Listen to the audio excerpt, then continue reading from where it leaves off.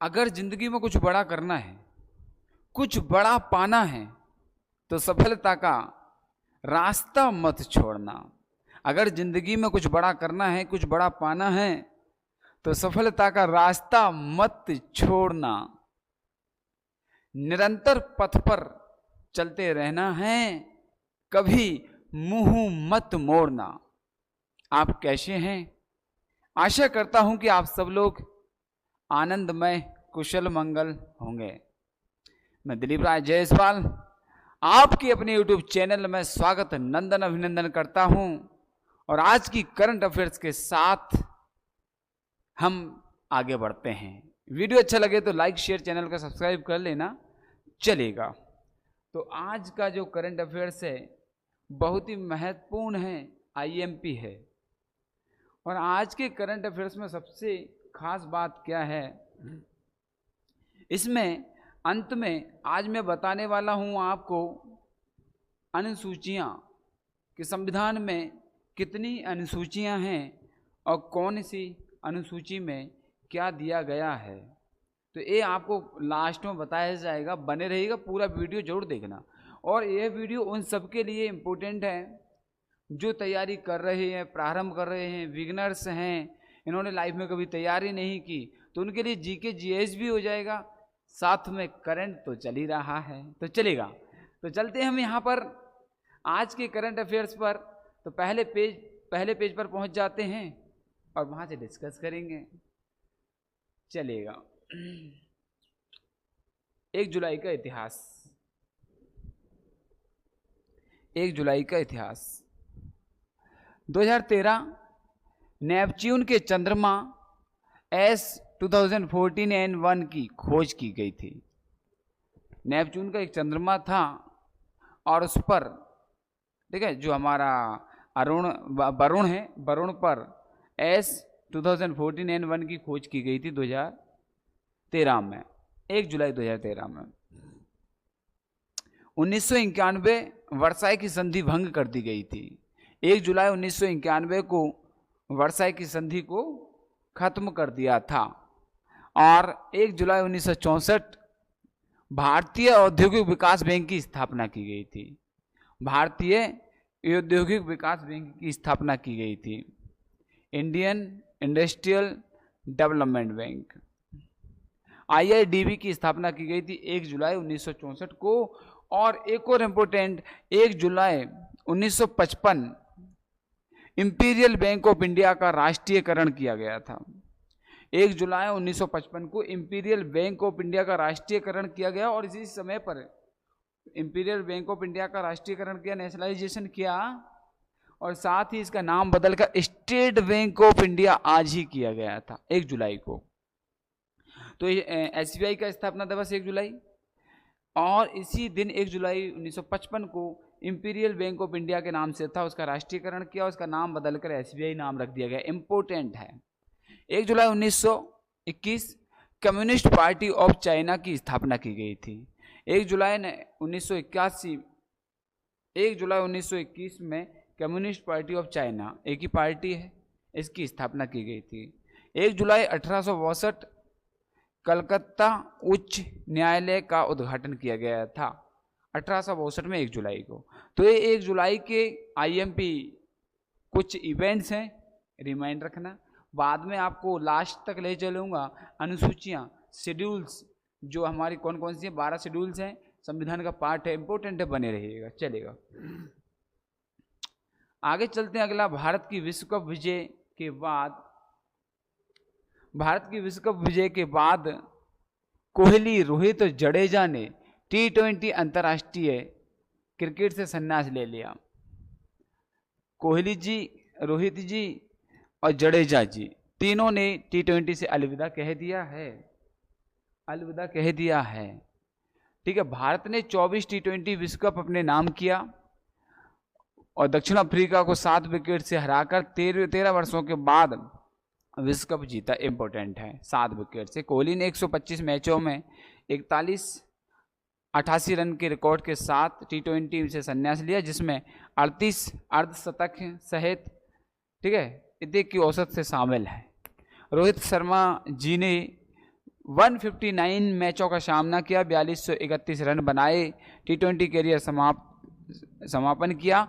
उनके टी20 अंतर्राष्ट्रीय मैचों में सबसे अधिक शतक लगाने का रिकॉर्ड है। टी20 अंतर्राष्ट्रीय क्रिकेट्स में सबसे ज़्यादा शतक किसने लगाए हैं? रोहित शर्मा जी ने। अर्धशतक किसने लगाए हैं? कोहली साहब ने। चलिए आगे चलते हैं। जो फोटो देख रहे हैं आप, ज्योति यारा जी ने राष्ट्रीय चैंपियनशिप में 100 मीटर बाधा दौड़ में स्वर्ण पदक जीता है। राष्ट्रीय चैंपियनशिप हुई, 100 मीटर बाधा दौड़ हुई, उसमें चैंपियनशिप या स्वर्ण पदक जीता है। ज्योति यारा जी ने पंचकुला में राष्ट्रीय अंतर्राज्यीय सीनियर एथलेटिक चैंपियनशिप में महिलाओं की 100 मीटर बाधा दौड़ में 13 सेकंड और 0.6 माइक्रो सेकंड के साथ स्वर्ण पदक जीता है। पुरुषों की 110 मीटर बाधा दौड़ में तेजस सिरसे ने 1 सेकंड के समय के साथ स्वर्ण पदक जीता है। ज्योति और तेजस दोनों के विश्व रैंकिंग के माध्यम से पेरिस ओलंपिक के लिए क्वालिफाई करने की सबसे अधिक संभावना है। तो पेरिस ओलंपिक होने वाला है, उसमें क्वालिफाई कर सकते हैं। कौन? ज्योति यारा जी और हमारे कौन एक और है, तेजस सिरसे। चलिए अगला पेज है पीयूष पांडे द्वारा लिखित Manoj Vajpayee the definitive biography. Piyush Pandey ने एक किताब लिखी है, पीयूष पांडे ने जी ने एक Manoj Vajpayee the definitive biography. Manoj Vajpayee the definitive biography किसने लिखी है? पीयूष पांडे। इंपॉर्टेंट बुक है, किसी एग्जाम में जरूर आएगी। Piyush Pandey ji, Manoj Vajpayee the definitive biography. Manoj Vajpayee the definitive biography का अंग्रेजी में अनुवाद पत्रकार रोहित वत्स ने किया। अंग्रेजी में ट्रांसलेट किसने किया है? पत्रकार रोहित वत्स ने पांडे की मूल हिंदी पुस्तक कुछ पाने की जिद से किया है। उनकी एक और हिंदी पुस्तक है कुछ पाने की जिद से प्रेरित होकर के Manoj Vajpayee the definitive biography लिखी है। मनोज 3 राष्ट्रीय फिल्म पुरस्कार जीत चुके हैं, 6 फिल्मफेयर, 2 एशिया प्रशांत पुरस्कार सहित कई पुरस्कार प्राप्त किए हैं। 19 में उन्हें कलाम है उनके योगदान के लिए भारत के चौथे सबसे बड़े नागरिक सम्मान पद्म श्री से सम्मानित किया गया है। तो मनोज वाजपेयी जी को पद्म श्री से सम्मानित किया गया है और काफ़ी अच्छे एक्टर और कलाकार हैं। चलिए पीयूष पांडे जी ने लिखी है। चलते हैं आगे, और ये नाम आप देख लेना, द डेफिनेटिव बायोग्राफी किसकी है? मनोज वाजपेयी जी की है, पीयूष पांडे जी ने। जेपी मॉर्गन, कौन है जेपी मॉर्गन? जेपी मॉर्गन सूचकांक में भारतीय सरकारी ब्रांड आईजीबी क्या है भैया? निधि प्रवाह। जेपी मॉर्गन के सूचकांक में आईजीबी को शामिल करने से 10 महीनों में भारत में 20-25 बिलियन डॉलर आएंगे। आर्थिक प्रोत्साहन प्रभावकारी वित्त का प्रबंधन करने, विदेशी मुद्रा भंडार बढ़ाने, रुपए को मजबूत करने में मदद करेंगे और मुद्रास्फीति का जोखिम आरबीआई द्वारा डॉलर के अवशोषण से समतुल्य रुपए जारी होंगे, जिससे संभवत रूप से मुद्रास्फीति बढ़ेगी। बस इतना अंदर मत जाना, बस जेपी मॉर्गन सूचकांक में भारतीय सरकारी क्या नाम आ गया है, आपको बस इतना याद रखना, आईजीबी को शामिल किया गया है और कुछ भी नहीं, काम का नहीं है आपको, बस एक डिटेल देना था बस मुझे। तो आगे आता है नेक्स्ट, जापान उन्नत होलोग्राफी युक्त नए बैंक नोट जारी करेगा। जापान क्या करेगा? उन्नत होलोग्राफी युक्त नए बैंक नोट जारी करेगा। कर दो भाई, नए बैंक करो, पुराने करो, इस तरह के नए बैंक जारी करेगा, वो भी कैसे? होलोग्राफी युक्त। जापान 3 जुलाई 2024 को नए बैंक नोट जारी करना शुरू करेगा, 3 जुलाई को, जिसमें अत्याधुनिक होलोग्राफी होगी, जिससे ऐतिहासिक चित्र 3D घूमते हुए दिखाई देंगे, 3D घूमते हुए दिखाई देंगे ऐतिहासिक चित्र। नए बैंक नोटों में स्पर्शनीय चिन्ह शामिल है जो दृष्टिबाधित व्यक्तियों को स्पर्श द्वारा मूल्य वर्ग को पहचानने में मदद करेंगे और मार्च 25 के अंत तक लगभग 7.5 बिलियन नए बैंक नोट छापे जा चुके हैं, जबकि मौजूदा बैंक नोट शुरू होने के बाद भी वैध रहेंगे, और जो मौजूदा बैंक है नोट हैं वो भी वैध रहेंगे और नए बैंक नोट भी जारी रहेंगे। तो जापान क्या करेगा? होलोग्राफी युक्त नए बैंक जारी करेगा, नोट जारी करेगा 3 जुलाई को। दुनिया का सबसे बड़ा नौसैनिक अभ्यास, दुनिया का सबसे बड़ा नौसैनिक अभ्यास, ये याद रखना, ठीक है। रिम्पैक अमेरिका के पर्ल हार्बर में शुरू हुआ। दुनिया का सबसे बड़ा नौसैनिक अभ्यास रिम्पैक अमेरिका के पर्ल हार्बर में शुरू हुआ। रिम्पैक अभ्यास अमेरिका के पर्ल हार्बर में दुनिया का सबसे बड़ा नौसैनिक अभ्यास। अमेरिका नौसेना के नेतृत्व में 29 देश भाग ले रहे हैं। इंपॉर्टेंट है, जो रिम्पैक है इसमें 29 कंट्रीज की सेना आर्मीज भाग ले रही है और दुनिया का सबसे बड़ा सैनिक अभ्यास है और पर्ल हार्बर में एक्सरसाइज की जा रही है। भारत जापान द्विपक्षीय अभ्यास जिमैक्स भाग लेने के बाद भारतीय बहुभूमिका वाला steel frigate INS Shivalik Bharat की नौसैनिक क्षमताओं को प्रदर्शन करते हुए इनमें भाग ले रहे हैं। भारत और जापान का क्या है, जिमैक्स जाएगा, ओके। और इस अभ्यास का उद्देश्य बहुराष्ट्रीय नौसेनाओं के बीच अंतर संचालन क्षमता को बढ़ाना है, उनके बीच विश्वास का निर्माण भी करना है। अंतर क्षमता का निर्माण करना है, उनके बीच का विश्वास बढ़ाना है।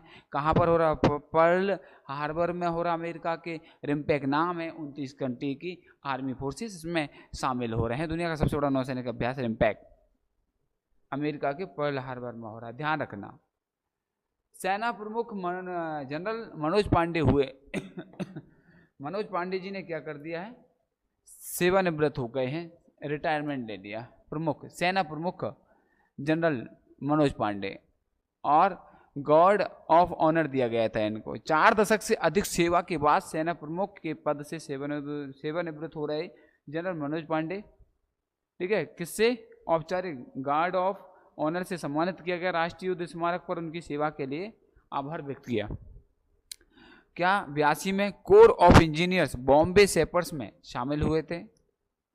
उन्हें परम विशिष्ट सेवा पदक, अतिथि विशिष्ट सेवा पदक, विशिष्ट सेवा पदक से सम्मानित किया गया और जनरल उपेंद्र द्विवेदी जी ने उनका पदभार संभाला है। उनके स्थान पर कौन आ गए हैं, ठीक है, उपेंद्र द्विवेदी, जनरल यू द्विवेदी, उपेंद्र द्विवेदी जी आ गए हैं मनोज पांडे जी की जगह पर। मनोज पांडे जी ने रिटायरमेंट लिया, कौन आ गए हैं, उपेंद्र द्विवेदी जी आ गए हैं। चलेगा, अगला आता है नेक्स्ट। विश्व के सबसे युवा ग्रैंड मास्टर ने एक ही मैच में 26 प्रतिद्वंदियों को हरा दिया। कैसे हराया, MIT शतरंज अकादमी ने एक प्रदर्शनी मैच का आयोजन किया जिसमें विश्व के सबसे युवा ग्रैंड मास्टर परिमार्जन नेगी, ये परिमार्जन नेगी हैं, परिमार्जन नेगी ने भाग लिया। और MIT शतरंज अकादमी स्थापना उभरते खिलाड़ियों को अपनी प्रतिभा को निखारने, राष्ट्रीय अंतर्राष्ट्रीय शतरंज में अपनी पहचान बनाने के लिए एक मंच प्रदान करता है, जिसमें दिल्ली NCR के 26 खिलाड़ी एक ग्रैंड मास्टर के साथ खेला और 26-0 की निर्णायक जीती, जिसका नाम क्या है, परिमार्जन नेगी ने 26 खिलाड़ियों को हरा दिया, परिमार्जन नेगी ने। अगला प्रश्न आता है, BCCI ने T20 विश्व कप के बाद टीम इंडिया के लिए, BCCI ने T20 विश्व कप के बाद टीम इंडिया के लिए 125 करोड़ के पुरस्कार की घोषणा की है। टीम इंडिया के लिए कितना, 125 करोड़ की घोषणा की है। 2, भारतीय क्रिकेट कंट्रोल बोर्ड BCCI, भारतीय cricket control board of India, ठीक है, board of cricket control India ने ICC पुरुष T20 विश्व कप में 24 में जीत के बाद टीम इंडिया के लिए 125 करोड़ रुपए के पुरस्कार की घोषणा की है। जैसा कि BCCI सचिव जय शाह, सचिव कौन है, जय शाह, रोहित शर्मा की अगुवाई वाली टीम इंडिया पूरे टूर्नामेंट में एक भी मैच हारे बिना T20 विश्व कप जीतने वाली पहली टीम बनकर इतिहास रचा है, इसलिए इसको ये दिया जा रहा है। पूरे टूर्नामेंट में एक भी मैच नहीं हारी, इस उपलब्धि के लिए BCCI इसको क्या करने जा रहा है, 125 करोड़ रुपए दे रही है। अच्छी बात है। बैंक ऑफ इंडिया को वित्त वर्ष 23-24 के अटल पेंशन योजना वार्षिक पुरस्कार मिला। अटल पेंशन योजना वार्षिक पुरस्कार मिला है, ठीक है, चलेगा। बैंक ऑफ इंडिया वित्त वर्ष 23-24 के लिए अटल पेंशन योजना वार्षिक पुरस्कार मिला है। पैडा PFRDA APY अल्टीमेट चैंपियनशिप कब मिला है? नामांकन के लिए भारत भर में शीर्ष 5 BOI की 3 शाखाओं को मान्यता दी गई और बैंक ऑफ इंडिया के नेतृत्व वाली SLBC झारखंड और BOI प्रायोजित क्षेत्रीय ग्रामीण बैंक को भी उनके नेतृत्व और नामांकन उपलब्धियों के लिए सम्मानित किया गया है। बस इतना ही याद रखना, ज़्यादा मत रखना कुछ भी। अगला है IARI। TR शर्मा को निदेशक नियुक्त किया है।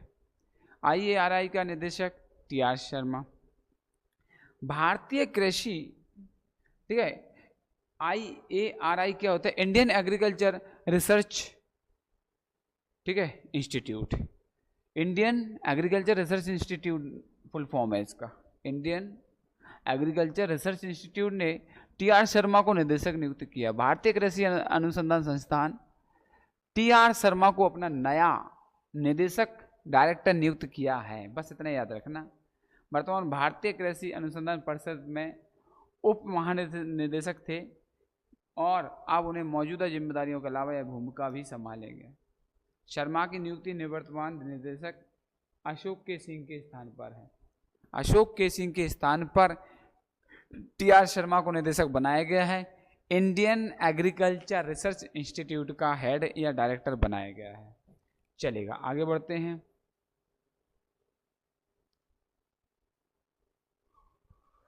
उत्तरदायी AI विकास को बढ़ावा देने के लिए ग्लोबल इंडिया AI शिखर सम्मेलन। अब यहाँ पर क्या हो रहा है? ग्लोबल इंडिया AI शिखर सम्मेलन हो रहा है आर्टिफिशियल इंटेलिजेंस को बढ़ावा देने के लिए। चलेगा, कहाँ हो रहा है, क्या हो रहा है? इलेक्ट्रॉनिक्स और सूचना प्रौद्योगिकी मंत्रालय, इलेक्ट्रॉनिक्स एंड सूचना प्रौद्योगिकी मंत्रालय नीतिपरक AI विकास को बढ़ावा देने के उद्देश्य से 3-4 जुलाई को नई दिल्ली में ग्लोबल इंडिया AI शिखर सम्मेलन की, ग्लोबल इंडिया AI शिखर सम्मेलन की मेजबानी कर रहा है। शिखर सम्मेलन में विभिन्न क्षेत्रों के अंतर्राष्ट्रीय AI विशेषज्ञ आएंगे, AI चुनौतियों पर चर्चा करेंगे, वैश्विक सहयोग को बढ़ावा देंगे और एकत्रित होंगे। AI विशेषज्ञ, AI चुनौतियों पर चर्चा, वैश्विक सहयोग को बढ़ावा देना इसमें शामिल है। भारत का लक्ष्य क्या है? AI नवाचार, सामाजिक आर्थिक विकास में खुद को अग्रणी के रूप में स्थापित करना चाहता भारत, इसलिए इस प्रकार का आयोजन रखा है, मेजबानी कर रहा है। कहाँ पर हो रहा है? नई दिल्ली में हो रहा है। बोर्नियन हाथी को IUCN सूची में लुप्त प्राय के रूप में वर्गीकृत किया गया है। यह है बोर्नियन हाथी को IUCN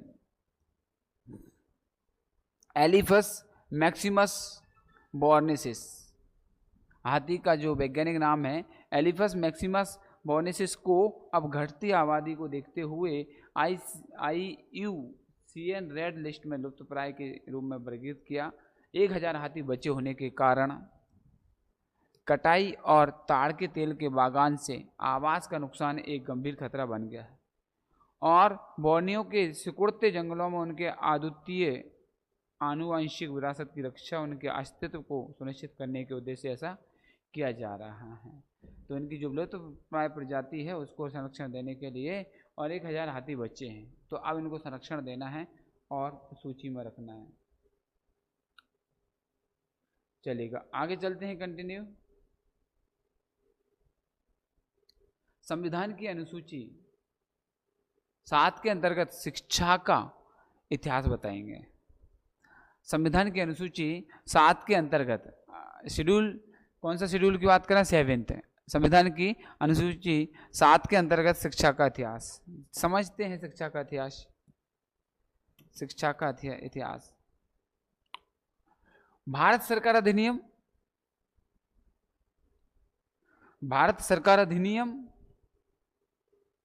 इंडियन गवर्नमेंट एक्ट 1935 शिक्षा को प्रांतीय सूची में रखते हुए एक संघीय ढांचा बनाया गया।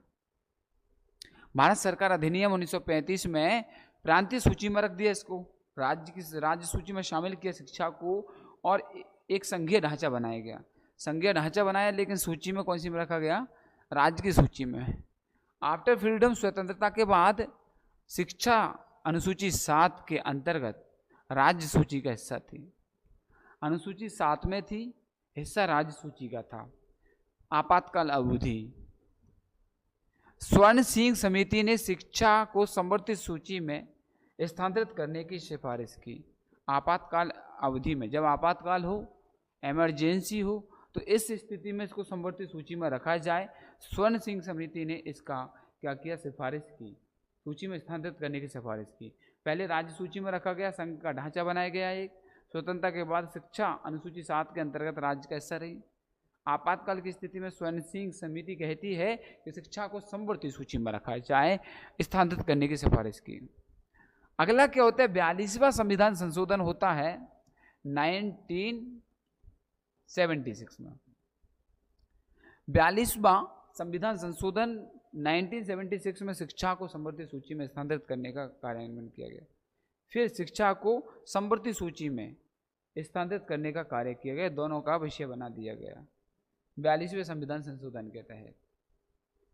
भारतीय संविधान की 12 अनुसूचियां। अब मैंने कहा था भारतीय संविधान की 12 अनुसूचियां इंपॉर्टेंट हैं। पहली अनुसूची में क्या है, द्वितीय अनुसूची में क्या है, तृतीय अनुसूची में क्या है, चतुर्थ में क्या है। ये परीक्षा की दृष्टि से महत्वपूर्ण है और इसको आपको जरूर पढ़ना समझना है, और हर परीक्षा की तैयारी के लिए एक महत्वपूर्ण विषय, टॉपिक या चैप्टर है। भारतीय संविधान की 12 अनुसूचियां। पहली अनुसूची राज्यों और केंद्र शासित प्रदेशों की सूची है। इसमें राज्य और केंद्र शासित प्रदेशों का वर्गीकरण है, कौन सा राज्य होगा, कौन सा केंद्र प्रदेश शासित प्रदेश होगा, इस पर चर्चा की गई है। बस इतना था। दूसरी, इसमें राष्ट्रपति, मुख्य न्यायाधीश, उच्च न्यायालय, सर्वोच्च न्यायालय के न्यायाधीश, नियंत्रक, महालेखा परीक्षक, राज्यपाल, विधानसभा अध्यक्ष, लोकसभा के उपाध्यक्ष, राज्यों की परिषद के अध्यक्ष, उपाध्यक्ष, विधानसभा के अध्यक्ष, राज्य की विधान परिषद के अध्यक्ष, उपाध्यक्ष के वेतन के प्रावधान शामिल हैं। बस इतना, वेतन भत्ते। दूसरी में क्या है, जो सभी बड़े बड़े पद हैं उन सब के वेतन भत्ते, जैसे राष्ट्रपति हो गया, न्यायाधीश, न्यायालय, उच्च न्यायालय, सर्वोच्च न्यायालय, नियंत्रक, महालेखा परीक्षक, कैग, विधानसभा अध्यक्ष, लोकसभा अध्यक्ष, उपाध्यक्ष, परिषद, इन सब के वेतन भत्ते शामिल किए गए। दूसरी में ध्यान रखना, पहली में राज्य और संघ, पहली में राज्यों और केंद्र शासित प्रदेशों की सूची, संघ, राज्य एवं प्रदेशों की सूची हो गई है। दूसरे में उनके वेतन भत्ते हो गए हैं। तीसरी अनुसूची शपथ और प्रतिज्ञान के रूप। पहले में क्या हुआ, राज्य और केंद्र शासित प्रदेशों का वर्णन। दूसरे में ये जो बड़े बड़े पद हैं जो देख रहे हैं आप, राष्ट्रपति से लेकर यहाँ तक, इन सभी के लिए वेतन भत्ते। और तीसरी अनुसूची में शपथ और प्रतिज्ञान के रूप दिए गए, इंपॉर्टेंट है शपथ और प्रतिज्ञा। चौथी अनुसूची भारत के प्रत्येक राज्य के लिए राज्यसभा में सीटें आवंटित करना। भारत के प्रत्येक राज्य के लिए राज्यसभा में सीटें आवंटित करना। तो 4 में आपको याद रखना है, राज्यसभा में सीटों का आवंटन। पहला क्या, संघ, राज्य और केंद्र शासित प्रदेशों के लिए सूची। दूसरा, जो जितने भी पद दिख रहे हैं आपको, विधानसभा, लोकसभा, राष्ट्रपति, उच्च न्यायालय, सर्वोच्च न्यायालय, सबका, तो इन सबके वेतन भत्ते। तीसरी अनुसूची में शपथ और प्रतिज्ञान। चौथी अनुसूची में राज्यसभा में सीटों का आवंटन, भारत के प्रत्येक राज्य के लिए राज्यसभा के लिए सीटों का आवंटन। 5वीं अनुसूची में अनुसूचित क्षेत्रों और जनजातियों का प्रशासन एवं नियंत्रण। अनुसूचित क्षेत्रों का, अनुसूचित क्षेत्रों एवं जनजातियों का प्रशासन नियंत्रण। पहले तो अनुसूचित क्षेत्रों को टारगेट करना कहाँ पर है, फिर जनजातियों का प्रशासन भी करना और नियंत्रण करना, उससे संबंधित योजना वगैरह बनाना। ये 5वीं अनुसूची कहती है। क्या कहती है, रिपीट करिएगा, अनुसूचित क्षेत्रों, जनजातियों का शासन प्रशासन पर नियंत्रण। चौथी क्या कहती है, प्रत्येक राज्य के लिए राज्यसभा में सीटों का आवंटन। तीसरी क्या कहती है, शपथ और प्रतिज्ञान, वेतन भत्ते। और पहली अनुसूची क्या कहती है, केंद्र शासित प्रदेश और राज्य। 6वीं अनुसूची आसाम, मेघालय, त्रिपुरा, मिजोरम, लद्दाख में जनजातीय क्षेत्र के प्रशासन के प्रावधान। आसाम, मेघालय, त्रिपुरा, मिजोरम, ये उधर के होगा, ठीक है। असम, मेघालय, त्रिपुरा, मिजोरम और लद्दाख में जनजातीय क्षेत्र के प्रशासन के लिए, इनमें जनजातीय क्षेत्र के लिए। 5वें में अनुसूचित क्षेत्रों को पहचानना है, जनजातियों का प्रशासन नियंत्रण रखना है, और स्पेशली 6 में जैसे आसाम, मेघालय, त्रिपुरा, मिजोरम और लद्दाख में जनजातियों के प्रशासन के लिए 6 हो गई हैं। 7वीं अनुसूची संघ और राज्यों के बीच शक्तियों और कार्यों का आवंटन। 7वीं अनुसूची कहती है संघ और राज्यों के बीच शक्तियों और कार्यों का आवंटन। इसमें 3 सूचियां हैं। संघ सूची, केंद्र सरकार के लिए 97 विषय। 7वीं अनुसूची में संघ और राज्यों के बीच शक्तियों का आवंटन, इसमें 3 सूचियां हैं। समवर्ती सूची, पहले संघ सूची। संघ सूची केंद्र सरकार के लिए होगी, 97 विषय होंगे। राज्यों की सूची राज्य सरकार के लिए होगी, 66 विषय होंगे। ध्यान रखना 66 राज्य सूची, संघ सूची 97, समवर्ती सूची 47 विषय, संघ और राज्य दोनों के विषय होंगे। रिपीट कर दूं, संघ और राज्य के बीच शक्तियों का आवंटन होगा, 3 सूचियां होंगी। पहली होगी संघ सूची, संघ का विषय होगा, 97 विषय होंगे। दूसरी है राज्य सूची, राज्य की सरकार की शक्तियां 66 विषय और 47 विषय रहेंगे संघ और राज्य समवर्ती सूची में। 8वीं अनुसूची संविधान द्वारा मान्यता प्राप्त भारत की 22 भाषाओं की सूची। 22 भाषाओं की सूची को मान्यता दी गई, 22 भाषाओं को इसमें रखा गया है। 8वीं में मान्यता प्राप्त भारत की 22। सिंधी को 1967 में सबसे पहले इसमें 8 भाषाएं जोड़ी गई थी। कितनी? 14 भाषाएं जोड़ी गई थी, माफी चाहूंगा। सबसे पहले कितनी भाषाएं जोड़ी गई थी? स्टार्टिंग में जब संविधान बना था 8वीं अनुसूची में मात्र 14 भाषाएं थी। फिर 4 भाषाओं को जोड़ा गया, 18 हो गई। फिर 4 को जोड़ा गया, 22 हो गए। 1967 में सिंधी को 21वें संशोधन द्वारा जोड़ा गया, 15 हो गई। सिंधी को 21वें संविधान संशोधन द्वारा 1967 में जोड़ा गया। कोंकणी, मणिपुरी और नेपाली को, कोंकणी, मणिपुरी और नेपाली, सिंधी को तो 1967 में 21वें संविधान संशोधन द्वारा जोड़ा गया। कोंकणी, मणिपुरी, नेपाली, ध्यान रखना सिंधी जुड़ गई। अब आ गई कोंकणी, फिर कौन सी आ गई? मणिपुरी, नेपाली। 92 में 1992 में 71वें संविधान संशोधन द्वारा जोड़ा गया। 92 में 71वां संविधान संशोधन हुआ। 93 ठीक है, 73वां संविधान संशोधन 93 में हुआ, जिसमें पंचायती राज जोड़ा गया, तो बताऊंगा। फिर संथाली, मैथिली, बोडो और डोगरी 2003 में 92वें संविधान संशोधन द्वारा जोड़ा गया। संथाली, मैथिली, बोडो, डोगरी 3 में 92वें संविधान संशोधन द्वारा जोड़ा गया। 9वीं अनुसूची 51 में प्रथम संशोधन द्वारा जोड़ा गया। 9वीं को 91 में जोड़ा गया प्रथम। यहाँ पर बात आएगी कि सबसे पहला संविधान संशोधन कब हुआ? 51 में, 1951 में। क्या जोड़ा गया? उसमें 9वीं अनुसूची जोड़ी गई। 8वीं अनुसूची में क्या बदलाव हुए? 1961 में 21वें संविधान संशोधन द्वारा सिंधी भाषा को जोड़ा गया।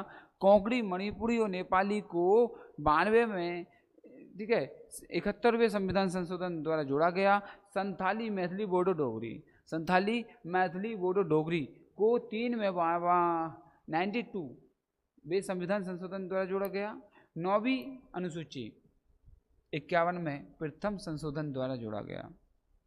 इसमें भूमि स्वामित्व, भूमि कर, रेलवे, उद्योगों से संबंधित अधिनियम, आदेश और आदेश शामिल है। संपत्ति का अधिकार अभी मौलिक अधिकार नहीं है, पहले संपत्ति का अधिकार भी था, तो इसको हटा दिया गया। ठीक है, चलेगा, इंपोर्टेंट है। 9वीं अनुसूची को देख सकते हैं। 10वीं अनुसूची 85 में, 9वीं कब जोड़ी गई? 1951 में, पहले संविधान संशोधन में। 10वीं अनुसूची आती है 1985 में, 52वां संविधान संशोधन द्वारा जोड़ा गया। पहला संविधान संशोधन 1951 में 9वीं अनुसूची जोड़ी गई।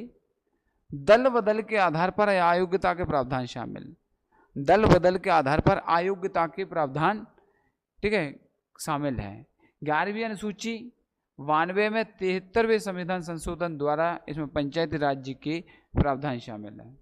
92 में 73वें संशोधन द्वारा 92 में 73वें संशोधन द्वारा इसमें पंचायती राज्य के प्रावधान शामिल है। और 12वीं अनुसूची 74वें संविधान संशोधन द्वारा इसमें नगर निगम के प्रावधान। नगर निगम 12वीं अनुसूची 92 में 74वां संविधान संशोधन, 73वां संविधान संशोधन पंचायती राज। 10वीं अनुसूची 85 में 52वां संविधान संशोधन द्वारा जोड़ा गया। इसमें दल बदल के आधार पर अयोग्यता के प्रावधान शामिल हैं। इस तरह से थैंक यू सो मच। और साथियों, आज की करंट अफेयर्स की क्लास कैसी लगी? 12 अनुसूचियों को आपको पढ़ना है। पहली अनुसूची में क्या दिया गया है आप बता सकते हैं? पहली अनुसूची में दिया है संघ, राज्य और केंद्र शासित प्रदेशों के बीच की सूची। नंबर 2 में क्या दिया गया है? जो संवैधानिक पद हैं उनके वेतन भत्ते, राष्ट्रपति, उच्च न्यायालय का न्यायाधीश, राज्यसभा, लोकसभा, विधानसभा, विधान परिषद के अध्यक्ष, उपाध्यक्ष, इन सभी के लिए क्या इनके जो भी अध्यक्ष हैं इन सभी के वेतन भत्ते। तीसरी अनुसूची जो है, ठीक है, तीसरी अनुसूची में क्या दिया गया था आप देख के बता सकते हैं। तीसरी अनुसूची में दिया गया था, चलेगा, तीसरी अनुसूची में शपथ और प्रतिज्ञा, इन्होंने पद ग्रहण किया, वेतन भत्ते होते हैं। तीसरी में शपथ लेंगे, प्रतिज्ञा लेंगे। चौथी में भारत के प्रत्येक राज्य के लिए राज्यसभा में सीटों का आवंटन होगा। चौथी में राज्यसभा का आवंटन। 5वीं में अनुसूचित क्षेत्रों जनजातियों का प्रशासन नियंत्रण। 6वीं में असम, मेघालय, त्रिपुरा, मिजोरम, लद्दाख जनजातीय क्षेत्रों के लिए। 7वीं में संघ राज्य के बीच शक्तियों का बंटवारा, आवंटन, शक्तियाँ बटेंगी 3 होंगी। इसमें संघ सूची होगी केंद्र सरकार के लिए 97 विषय, राज्य सूची होगी राज्य सरकार की शक्तियाँ 66 विषय, समवर्ती सूची संघ एवं राज्य दोनों के लिए 47 विषय। 8वीं अनुसूची भाषाओं से संबंधित है। 67 में सिंधी भाषा को 21वें संविधान संशोधन द्वारा जोड़ा गया।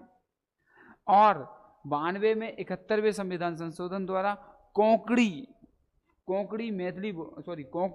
मणिपुरी नेपाली भाषा को जोड़ा गया। और संथाली, मैथिली, बोडो, डोगरी को 3 में 92वें संविधान संशोधन द्वारा जोड़ा गया। 9वीं अनुसूची 51 में प्रथम संशोधन द्वारा जोड़ा गया। इसमें भूमि स्वामित्व, भूमि कर, रेलवे, उद्योगों से संबंधित अधिनियम और आदेश शामिल हैं। संपत्ति का अधिकार अभी नहीं, मौलिक अधिकार नहीं है, हटा दिया गया। आगे 10वीं अनुसूची दल बदल से संबंधित है और का 85 में 52वें संविधान संशोधन द्वारा जोड़ा गया। दल बदल के आधार पर अयोग्यता का प्रावधान शामिल है। 11वीं अनुसूची 92 में 73वें संविधान संशोधन द्वारा पंचायती राज्य के प्रावधान शामिल किए गए।